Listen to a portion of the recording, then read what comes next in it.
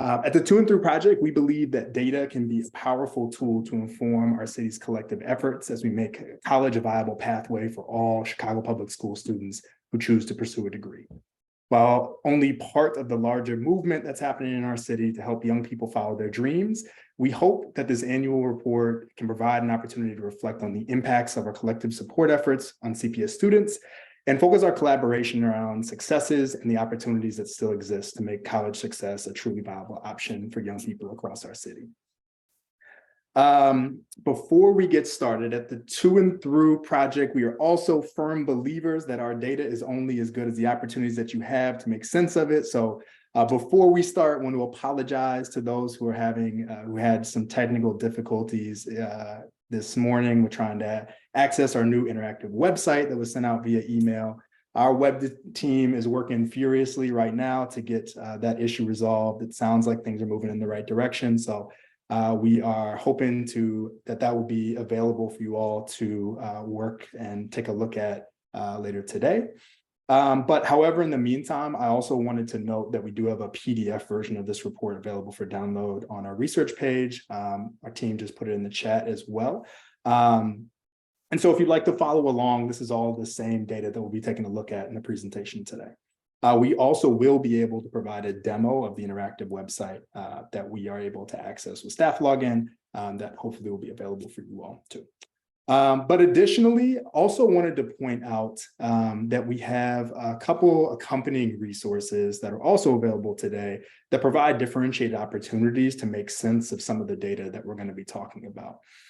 First, I wanted to highlight our To&Through milestones tools that provide some of the updated data that we'll see today and provide an opportunity to look at this data for every CPS high school on our high school milestones tool, and for every community area in Chicago where CPS students live in our community milestones tool.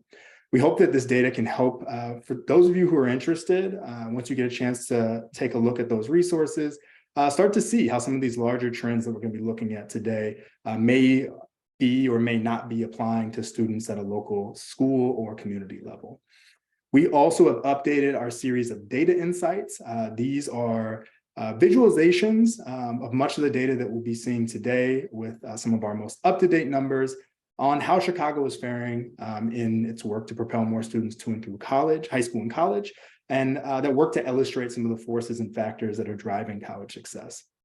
And last, I'd like to also highlight our continually growing series of student stories. These are qualitative dives into the pathways of real CPS graduates that aim to elevate their lived experiences as young people navigating life after high school, and as well as their perspectives on the supports that worked for them and what they'd like to see for other CPS grads that are coming after them. So if you haven't got an opportunity to take a look at those resources, we would definitely encourage you to take a look at those on our website, and we have some links in the chat.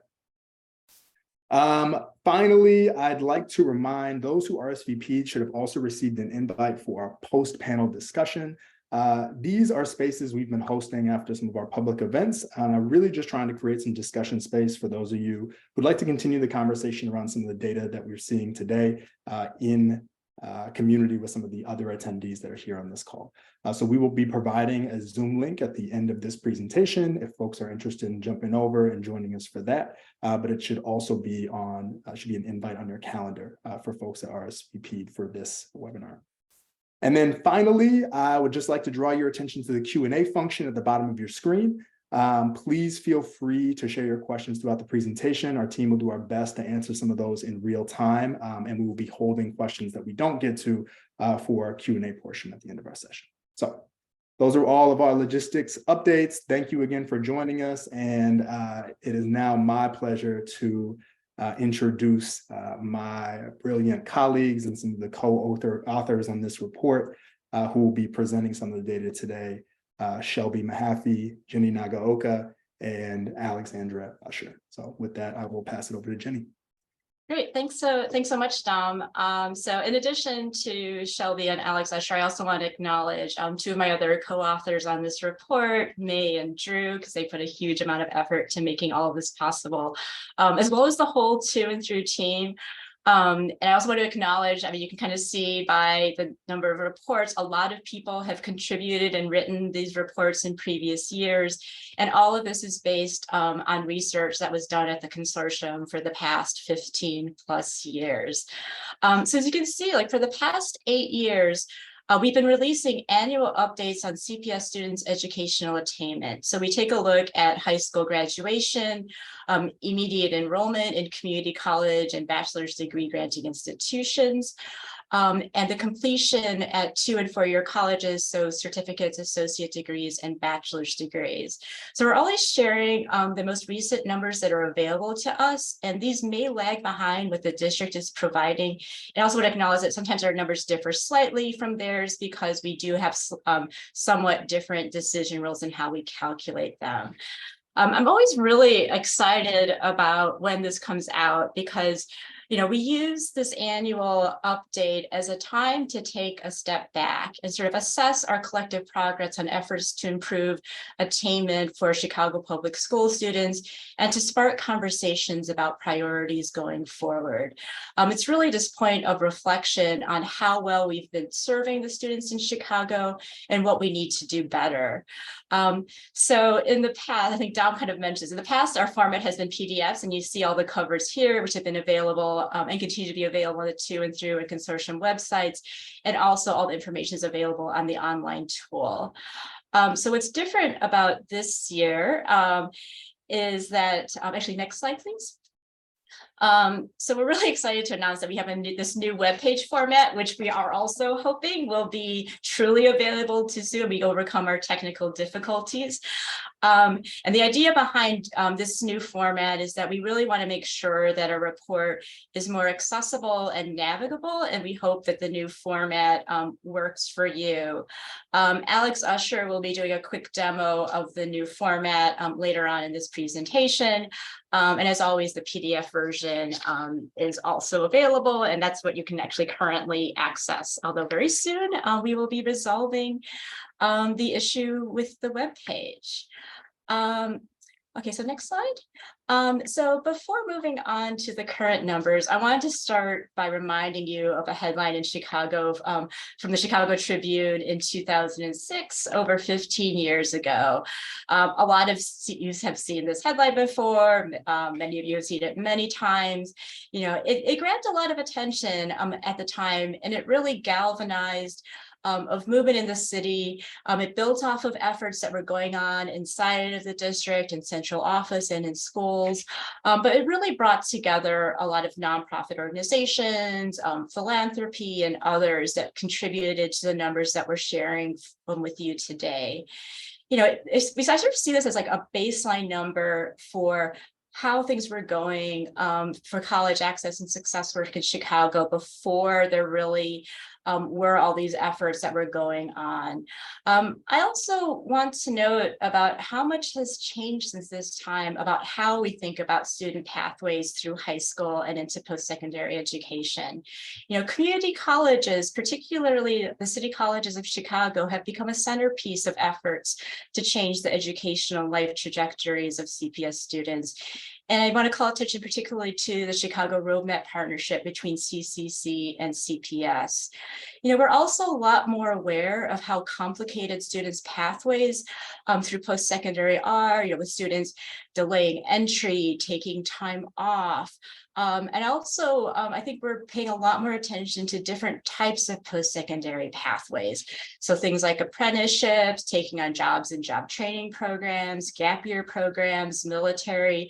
You know, these are all things that we won't be sharing with you today, but these are things that, you know, in the future, you know, we hope to be able to share.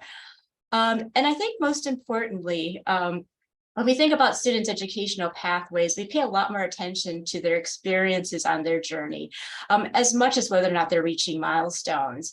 So a big part of this is really understanding student stories, how they're experiencing education is as important as the more tangible numbers that we'll be sharing with you today. Next slide. Okay, so the quote on your screen is from the To and Through Project Equity Stance. And I think it helps to describe, why we revisit the same set of numbers each year, because we want to make sure that we're highlighting the patterns and the disparities that exist within our city. And it's also important to be clear about, why that we provide these descriptive numbers to raise a lot of critical questions about why we're seeing these patterns. We also recognize that we're not answering these questions about why, why we see these patterns through the numbers that we're showing you. But we do hold ourselves and the people who are using our data responsible for working toward change, and to make sure that we're not ascribing these outcomes that we see to the choices of and the capacities of students, their families, and their communities, particularly for communities of color.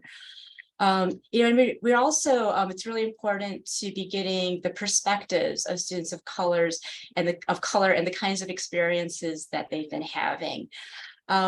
And we really encourage you to put the data that we're sharing with you today in a larger context and have it in conversation with other types of research and the old kinds of experiences that you're having in the field and the experiences of students. I also acknowledge that the patterns we see by race ethnicity are a product of a long history in Chicago of systemic racism that has included the intentional and unintentional economic and educational disinvestments in communities of color.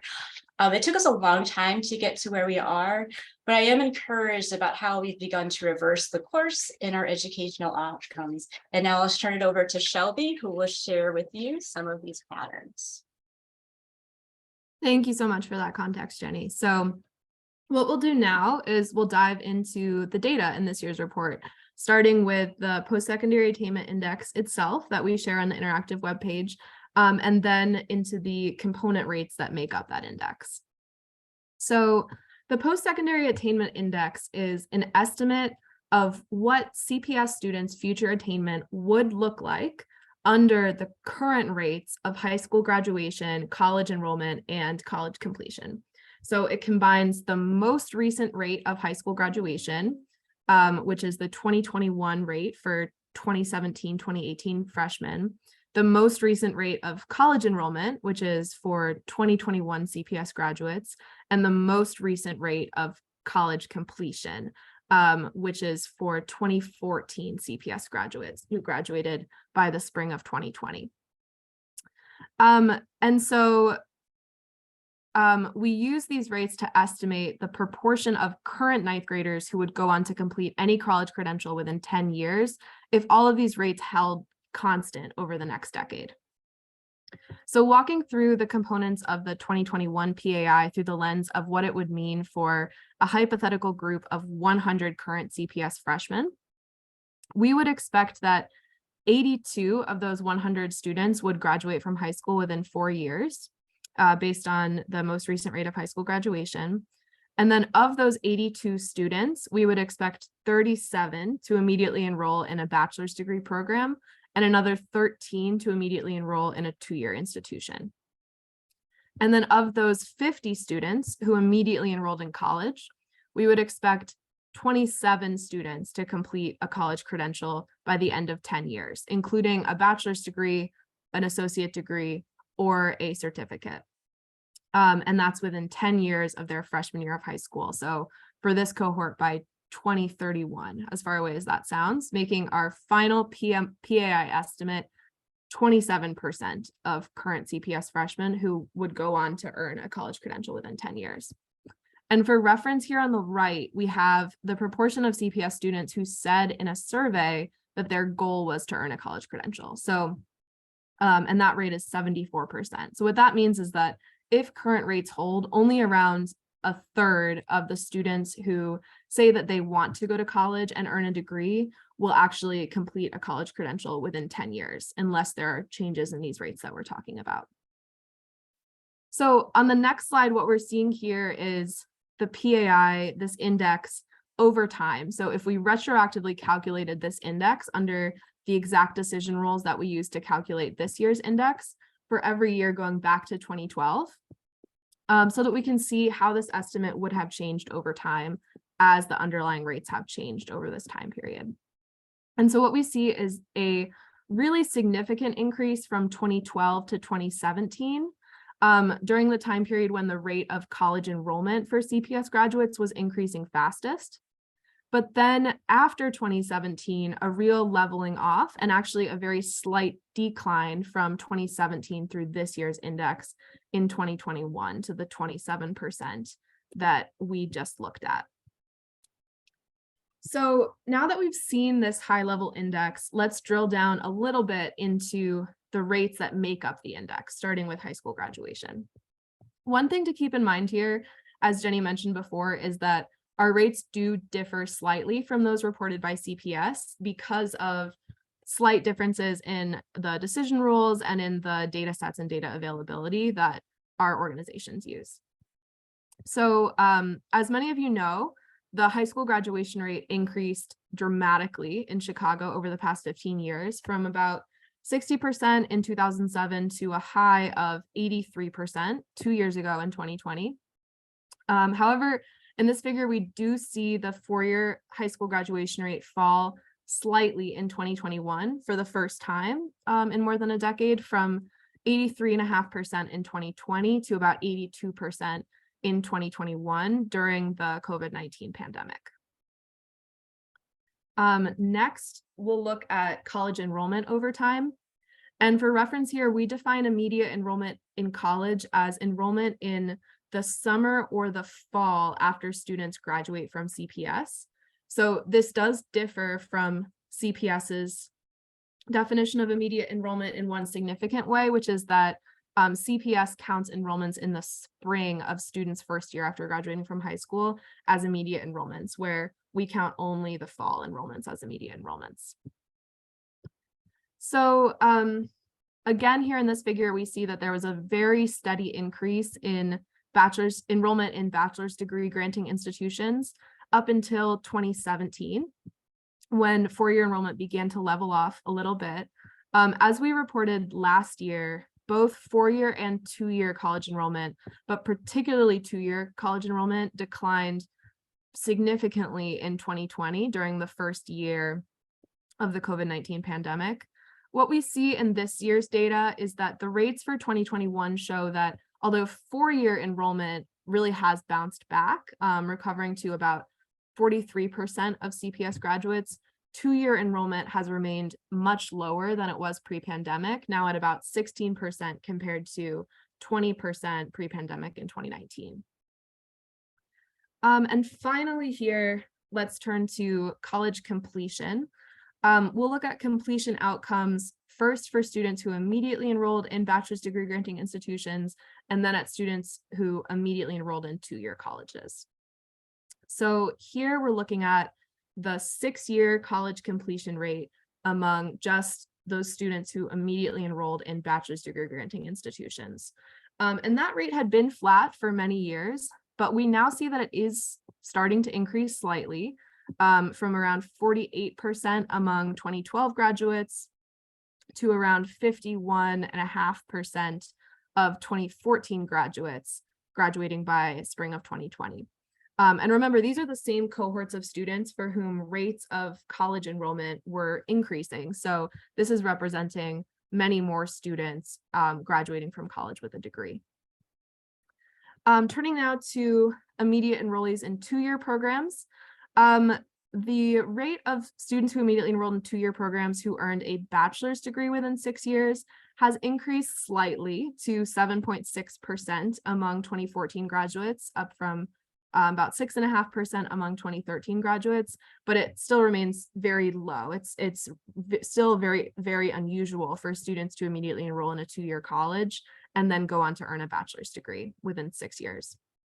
The rate of immediate enrollees in two-year programs who are earning an associate degree or a certificate fell slightly from last year to 19.3%. So it's important to keep in mind as we look at all of these rates that these changes in the rates over time compound on one another, because the denominators of the college completion rates and the college enrollment rates have changed as more and more students have graduated from CPS and enrolled in college over time. So let's think for a moment here about what these changes in the rates that we just saw actually mean in terms of the real numbers of students over time who are going to and graduating from college.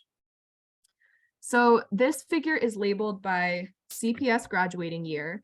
And what it shows is the number of CPS graduates who immediately enrolled in college, in any type of college, from 2007 to 2020, along with the numbers of college completers for the cohorts that graduated from CPS more than 6 years ago. So those cohorts for which we can calculate 6-year completion outcomes. So one thing you'll notice here is that the number of enrollees from recent cohorts is smaller and is decreasing. That's not because of changes in the graduation or enrollment rates, but it's actually because of the size of CPS cohorts in recent years, of CPS freshman cohorts, has gotten smaller over time.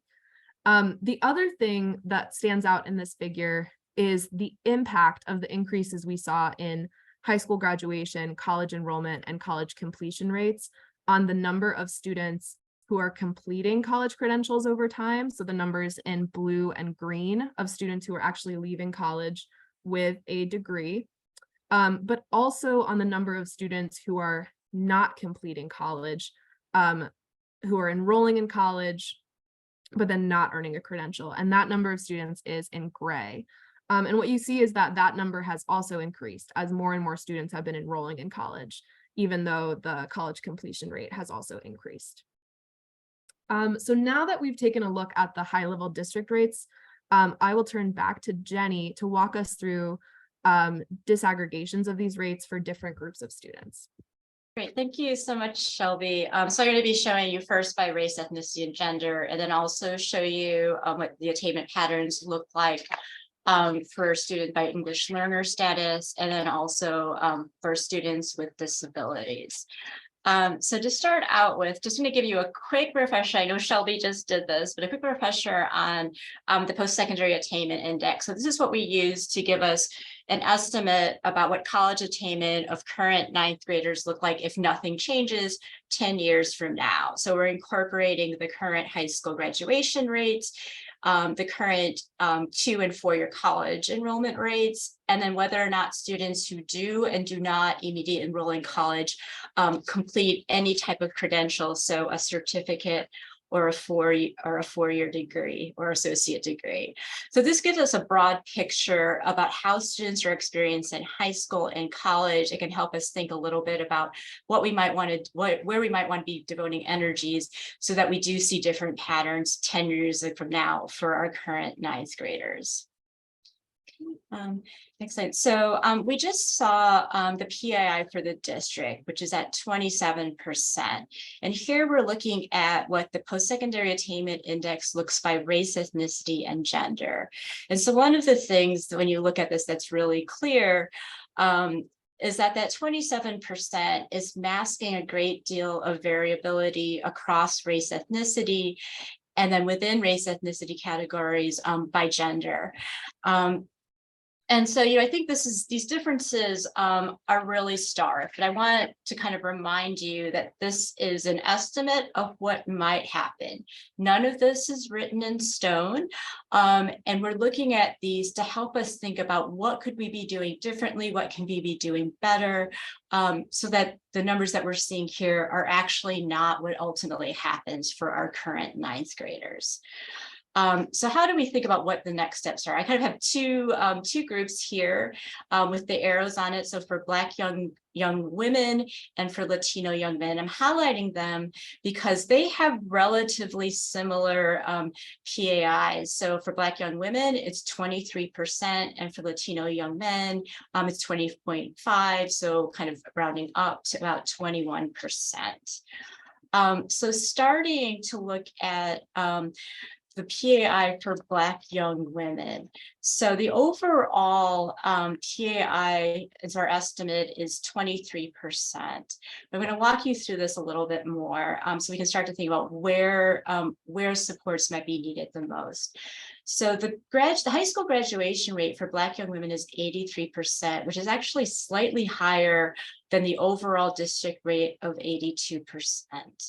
And then when we look at our estimate for how many ninth grade Black young women who are ninth graders will enroll in college, that number is also quite similar to what the district rate is.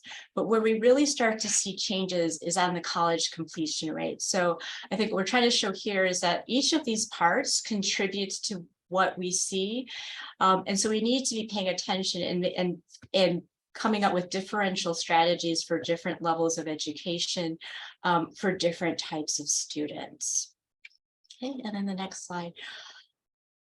And then when we turn to Latino young men who have a similar estimate of how many ninth graders we expect to complete a college credential within 10 years, so 21% versus 23%, we see a slightly different pattern. So whereas Black young women were performing slightly better or very similar to the district rates, Latino young men have this gradual process where it's just a little bit lower for high school graduation rates, for college enrollment rates, and for completion. So there's not any one milestone where we actually see really big differences. There's actually needs to be an emphasis on every single stage of education so that we can actually ultimately see larger changes in how many Latino young men complete a college credential 10 years from now.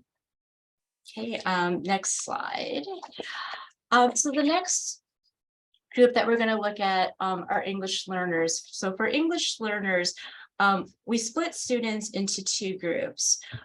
First, students who were classified as English learners when they first entered CPS, which can mean when they were in kindergarten, or it can mean when they started in ninth grade, or somewhere in between. And then we have students who were never classified as English learners. So for the students who began CPS classified as English learners, some of them are still considered English learners and others have tested out. So it's a pretty broad range of students who would be included in that group too. Okay, so the first milestone that we look at is high school graduation. And we see that students, so we see really similar rates for students who began CPS as English learners as students who were never classified as English learners. And in fact, the students who began as English learners have a slightly higher four-year high school graduation rate than students who did not. Okay, and then the next slide. And then when we turn to immediate college enrollment, we actually see a similar pattern where the rates for students who began CPS as English learners look very similar to the rates for students who were never classified as English learners.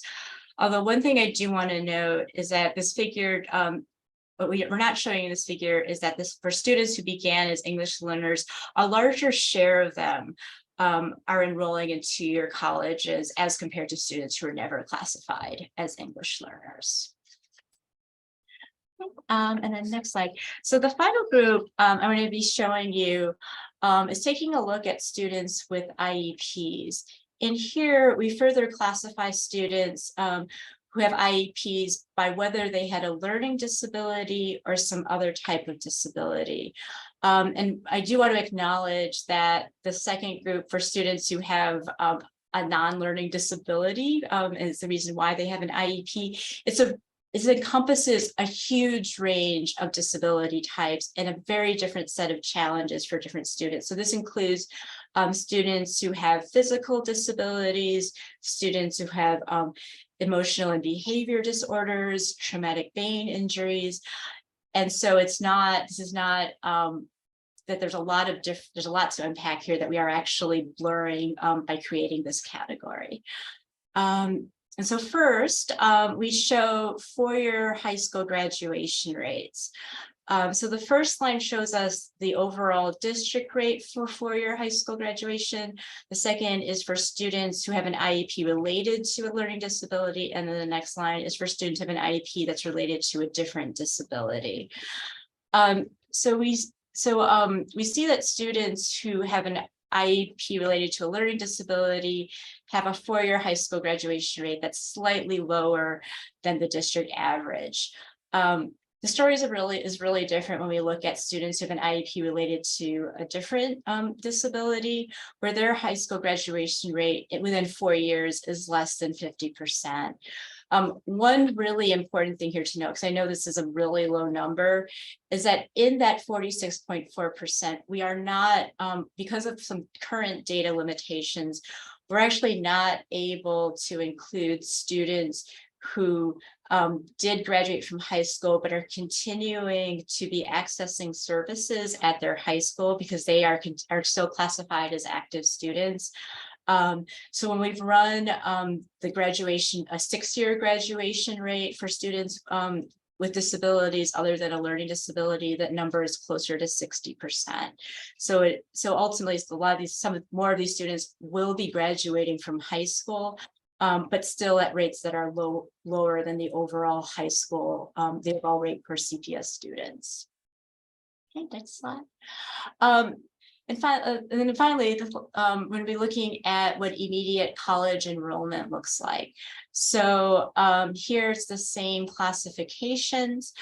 I think the first thing that we see is that the rate of enrolling in four-year colleges for recent high school graduates, for students who have, students who have an IEP have similar rates of enrolling in a four-year college, regardless of the type of disability that they have. It's just in the two-year enrollment rates that we see differences in their likelihood of going into college. And the rates for going to four-year college are lower than what the overall rates are for the district as a whole. So, overall, we've been providing you a lot of different numbers. And we're sharing these to illuminate where we should be focusing our efforts going forward. So the progress that we've been seeing in Chicago around educational attainment continues, and that it continues for all students, regardless of their backgrounds across race, ethnicity, gender, English learner status, and disability. And from here, I'm going to turn it over to Alex Usher, who will walk us through the website.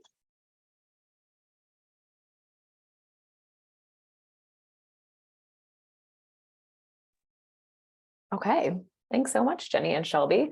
I'm going to do a brief walkthrough of our website and where you can find the new report, as well as another tool that actually is already on our website and has been for a few years, that allows you to calculate the PAI for your own school or your own district if you're interested. So I will start with walking you through the website. So here on our To&Through website homepage, you can access the new report. It's cycling through here, or you can actually just click on research is the easiest way to get to it at the top. And then if you scroll down, it is the first and newest report right here on the upper left. So if you click into that, this is the homepage for the report and website. I think we are minutes away from having a fix to the interactive website tool, which is, if you click onto this icon right here, is how you access it. For now, if you are just dying to see the report and the numbers for yourself, if you click download the report right here, it will download a PDF version that's currently working. If you continue to scroll on here, you can see past year's reports if you're interested in digging back over time into the data. For now, I will give you a preview. So because I have a staff login, I'm able to click, but in hopefully a very short few minutes, anyone who clicks here on this icon will be taken to our new interactive website version of the PAI. And so, as I think Jenny mentioned, there is a PDF available if anyone just really loves to download the PDF, print it, read it in hard copy, read it on your Adobe on your computer. You can click right here to download PDF. And when you click on that, give it a second, and it downloads the PDF version right here onto the corner of your screen. And if you open that up, you'll see there's your standard looking report that you're used to seeing. If you want to compare the data, everything in this report and everything on the interactive website is exactly the same. It's all the same data, all the same material. It's just which format you prefer to view it in. We think the website is pretty cool and hope you will too. So to give you a quick overview of that, right here, the website starts with, it really centers here at the top, the PAI number for this year, which as Shelby just talked us through is 27% for this year. So that's kind of front and center. As you scroll down, you'll see this navigation bar pops up. So this outlines each of the metrics. And as you approach one, it'll light up as to which metric you're currently viewing. And this is a way where you can jump between metrics if you want to. If there's something you're really interested in jumping directly to, if you click on it, it will take you to that metric. Or if you're scrolling the page and you want to hop back to a previous metric, this navigation bar will stay with you as you scroll, and it will allow you to hop between metrics really easily. So for example, if I click on high school graduation, it'll take us right there. Each of the metrics is set up in the same way. So it starts with sort of a high level takeaway. As you continue to scroll, you'll see the visualization, the figure for that metric. And then as you keep going, you'll see some key takeaways. And then underneath is where you have the opportunity to look at that metric for different groups of students. So for example, here with high school graduation, you can look at that rate for different race ethnicity groups and some key takeaways there. If you keep scrolling, you can look at English learner students and some key points. And then finally, students with IEPs and some key points. And if you continue scrolling, it'll just take you on to the next metric. And each of them is set up in the same way. And then at the very end, if you hop to the end of the website, you'll see there's another chance to download the PDF. If you're interested in that, you can check out our works cited, another set of links to previous years' versions of the report. And then if you really want to dig in to the data and some of the technical aspects of how we calculated things, we have an online appendix for you there at the end. So that is the new interactive website. It's got a lot of fun figures. It's got a lot of places where you can dive deeper into disaggregations for student groups. And again, that should be functional within hopefully a couple minutes. The other thing I want to point you to is back on our To&Through website. So this is on our To&Through, just back on our regular website. And instead of clicking on research, if you click onto data tools, it'll take you to the homepage for our suite of online data tools. The first thing to point out is if you're interested in exploring these metrics at a particular school or for a particular community area, if you click into either our high school or our community area tools, the first page it takes you to, if you scroll down, will list all of the high schools, or if you click into community area, it will list all the community areas in the city and what their most current rate is for these different metrics. And then all the way on the right, you'll see their post-secondary attainment index. So that's one way where you can explore this at different schools and community areas. If you are really interested in calculating the PAI for your own school or for your own district, we have this post-secondary attainment index calculator over here on the right on our data tools page. And if you click into that, you'll see it's pre-populated with some different rates already. But if you click into any of these boxes, it will allow you to type in your own rate. And so we've got high school graduation, we've got college enrollment rates and college completion. What you want to keep an eye on is down here at the bottom, this 27% is what's going to change. And so this tool allows you to play with, if I put in different rates for these different aspects of the PAI, how does that change the overall number? So for example, if your school is really just killing it, you've got a 90% high school graduation rate. If you put 90% in there, you'll see that that changes the overall PAI to 30%, up from 27. And so this allows you to either be aspirational and kind of put in some goal rates and see what that would make the PAI, or to put in your actual rates and see what your own PAI would be. And I think I'm going to end there so that we have time for some Q&A. Fantastic. So we have a good amount of questions. Thank you to those of you who've submitted questions so far. Please keep those coming using the Q&A function. And so we will jump in here. I think there's a couple of really good questions that I think we should start with, team, just around the impact of COVID that I think looms over a lot of this data. And so I'd love to hear how are we anticipating the PAI will change, especially due to the impacts of COVID in the next few years.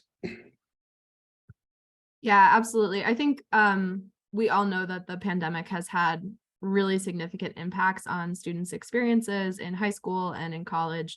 And as we talked about today, there's a few ways that we already do see the impact of the pandemic in the quantitative data. Those are the decrease that we've started to see in the high school graduation rate in 2021 after the first year of the pandemic, And then probably most significantly so far, the big declines in college enrollment in 2020, particularly at two-year institutions. Those declines existed for all groups of students. They were highest among Asian students. And then we haven't yet seen an impact on college completion in the six-year completion rates. This is the most recent data that we have on each of these milestones, so we can't say for sure how the PAI will be impacted in the future or what the whole picture is ultimately going to look like. One early indicator of college completion that we do track, which is college persistence, essentially whether students remain continuously enrolled in college for 4 semesters after immediately enrolling. We did see the college persistence rate decline about 3 percentage points in 2021. So for 2019 CPS graduates who immediately enrolled in college in 2019.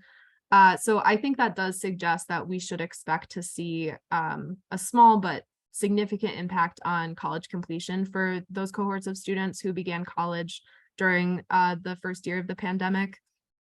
If we are not able to find ways to support those students who had to leave college in re-enrolling and getting back on track to a degree. So yeah, I mean, the reality is that we don't know the whole story of the impact of the pandemic yet. It's going to be really important to keep watching over the next few years. One thing I think I'd like to add, and I'd like to kind of connect this to a question I think Marvin asked that was answered in chat about the PAI for Black young men that was sitting at 11.6 when we showed it in the data. And I think that's a really, there's more specifics around how some of those component rates have changed, but I do think, thinking about populations that we know have historically not been served by our college supports and college pathways, and populations that we know were hit hard by the pandemic. When you look into the PAI for particularly young Black men, we start to see things that that's been heavily impacted, not just in some of these declines that we're seeing in college enrollment and completion, but also some declines that we're seeing in high school completion. And so, I do think it is it's important for us to kind of, I think that's part of the power that I think exists with the PAI and the thought experiment here is that, again, these are rates that say if nothing changes, if nothing changes, this is what we would expect. And I think that goes both ways, right? We really do want to hope we can improve support so we can see that number grow. But I think we have to also really be conscious about what are the individual, truly equitable supports that exist for different students and different student groups to make sure that we're addressing the different, kind of indicators of challenges that we're seeing at different points in students' journeys. So I also would just want to highlight, really appreciate the answer that Shelby put in chat, but questions like this, I think, are a really great, a great resource to dig into more deeply would be the To&Through Milestones tool. There's also a link there, so you can kind of look at all these individual components for different demographic groups. Anything anybody else wants to add on that note? I think just like the real quick thing is just how different the impact that we saw during the pandemic was for students at 2-year colleges versus 4-year colleges, where it just felt like the systems of supports that CPS has and what 2-year college or 4-year college are able to do is much more resilient during the pandemic. It was really first, we saw, and this is not true, this isn't true not just in Chicago, but across the country, that the rates of enrollment in 2-year colleges was much higher. The retention rates were lower. And I think that both speaks to like who tends to attend community colleges, that they are the same students who were affected the most by the pandemic, but also the kind of resources that are available, both for supporting students who want to take that pathway and for students once they're there, and how important that is. And so I think in many ways, we pay a lot of attention to the 4-year pathway through college, but we need to be paying more attention and devoting more resources around community colleges, because that's the place where students who are most impacted by the pandemic tend to be enrolling in. Appreciate that. We also had another question around if we have any, would love to just kind of folks to expand on what are some of the most significant kind of other pathways besides college? And could someone share a little bit of why we don't include that in this report? Yeah, I could just give a brief overview. I mean, it's a blind spot that I think we acknowledge and struggle with, as do a lot of organizations working with post-secondary data across the city. We don't have the ability yet, and I think there's a lot of different groups around the city trying to work on this, but have been working on it for a long time. We don't yet have the ability to link students' educational data with their later like workforce or military enrollment data, that type of thing. So what we're able to see right now in the data in terms of post-secondary pathways is limited to college going. But we know that that's not necessarily the best path for every student. And we don't intend this data to imply that, that's sort of the only way forward for students. It's just that we don't have good data on the other pathways, with the exception of if a student goes into a trade or an apprenticeship where they're also enrolled at city colleges or at any college. As part of that apprenticeship, we would see that college enrollment. So we wouldn't be aware that it's part of an apprenticeship or a trade program, but we would see that they're enrolled in a college program. Yeah, anything Jenny or Shelby you guys would add?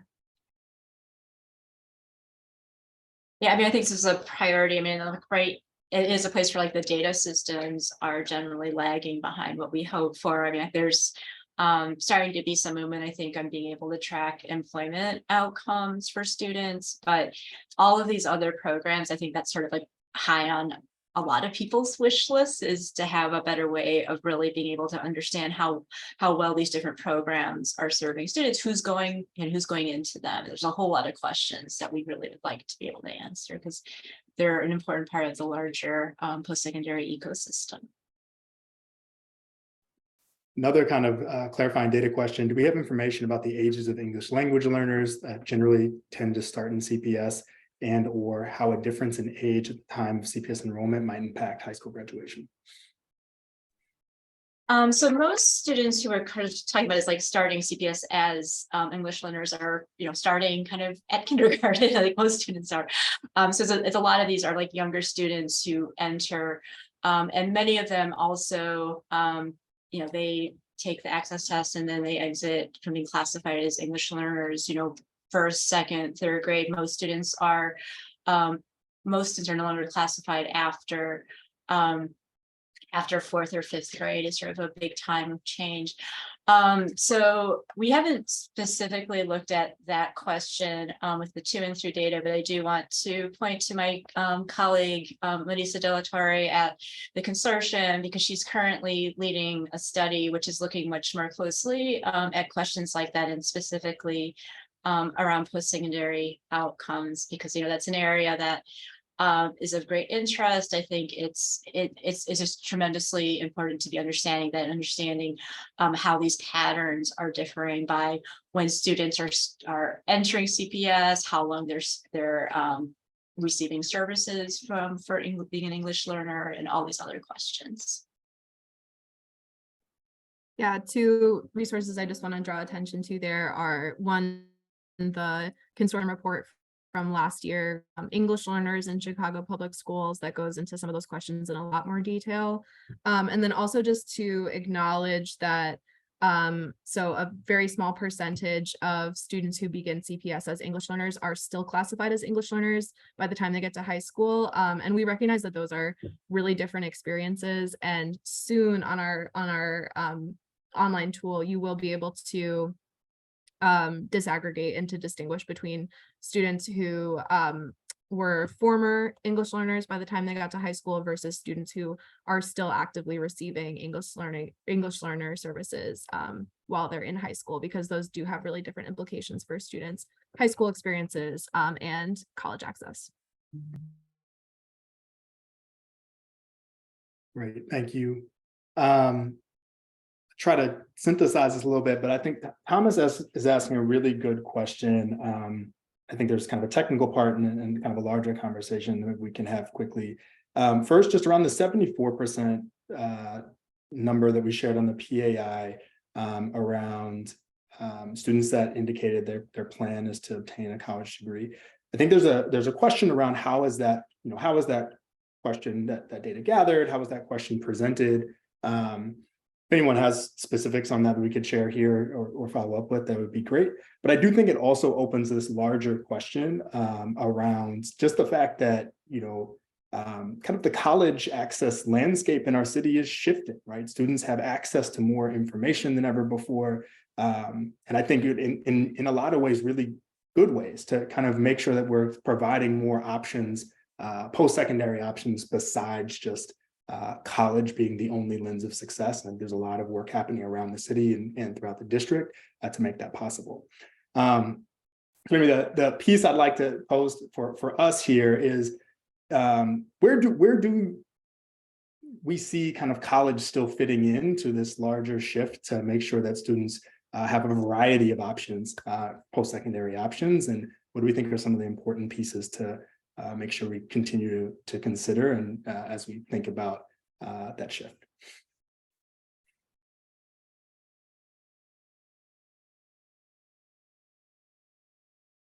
Sure, that's a lot of a lot of things in there. So I think, yeah, I think traditionally it's like, we sort of had a focus on, it actually initially much more of a focus on four-year college, and then which has since expanded to encompass community colleges as well, to sort of acknowledge the role that different types of pieces of the education system work in. I think some of what's, Dom, you brought this up, like part of what's happening now is there's a growth in apprenticeships and other types of pathways for students are being supported after high school. I think kind of the emphasis that we've had historically was in part because there just wasn't kind of a more systematic effort to really be acknowledging the fact that the answer for what you do after high school should not always be college, that students have different types of interests, abilities, that they should be given really good opportunities to be pursuing those, and that college is not necessarily the answer for them. And so I think it is one of the encouraging things is to see that we don't have to have one pathway for students because it's not working. And then if you're not working, then you don't have an alternative. So, I think it's something that I would broadly like to see grow, but I also think we need to be paying close attention about who's going into these programs and that they're actually serving students well, because I think right now I think it's exciting to have them, but we need to also make sure that we're giving them, as much scrutiny as we do to college. I should actually say colleges probably need more scrutiny as well, but we should be paying attention to both of them equally and understand who's doing well, who's not doing well, what can we do to make sure that those really are the types of programs, supports that lead students to be successful in life in the longer term. And I would also say that every student should leave prepared for college if that's a pathway that they choose to take. I think even if it's not the best pathway or every student's choice, best for every student, I think giving every student that opportunity, if they get to the end of senior year and they maybe have been planning on a different path, but they change their mind and they do want to go to college or they want to go back to college. And I think we also know that the skills you need to be successful in college are the skills you need to be successful in a wide variety of post-secondary pathways. So I think there's still a lot of implications for preparing students, whatever pathway they end up on. I appreciate that, we are coming up on time, but we're trying to get a couple more of these in. And then a quick reminder, we're going to have opportunities to have a larger discussion in our post-panel discussion directly after this. But maybe to close this out, could you all give some advice on, is there an approximate sample size of students that we feel the PAI works best with, right? Thinking about maybe the calculator. And there's a great question in here of, some schools have more or less students. And so does the calculation of the rates, do we think this should differ by size? Or any advice in putting that into action?